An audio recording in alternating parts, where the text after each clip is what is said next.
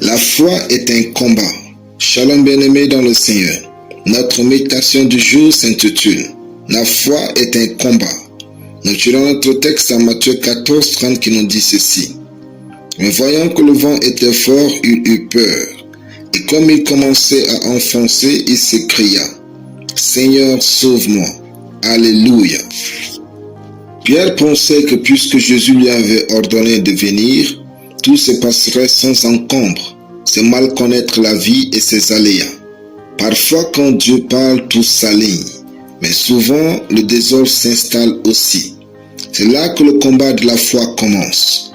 Croire en Dieu, c'est parfois lutter contre le doute, le découragement, la dépression et les peurs, tout en maintenant les bonnes pratiques jusqu'à ce que le miracle se produise. Pierre a oublié de lutter contre le vent et a commencé à sombrer, alors que l'eau continuait de soutenir Jésus. Voici une réflexion plus profonde sur ce verset. Qu'est-ce qui a poussé l'eau à lâcher Pierre et à soutenir Jésus au même moment? L'eau avait-elle l'intelligence ou des yeux pour voir que Pierre doutait? Pierre a-t-il sombré parce que Jésus était absent? Non. Cela nous enseigne que les hommes ne sont pas dans la vie à cause de leurs problèmes. Ils sombrent parce qu'ils accordent plus d'importance à leurs problèmes qu'à Dieu. Combattez le bon combat de la foi. Dites oui à Dieu quand la vie vous dit non. Affirmez que vous vivrez quand le diable dit que vous mourrez.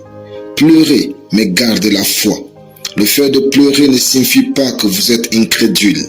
Mais la foi fonctionne quand vous parlez. La foi fonctionne quand vous pensez ce que Dieu vous a dit. La foi fonctionne quand vous ne changez pas d'attitude. La foi fonctionne quand vous continuez de louer Dieu même en secret. C'est facile de croire en Dieu, mais c'est un combat de vivre sa foi en lui.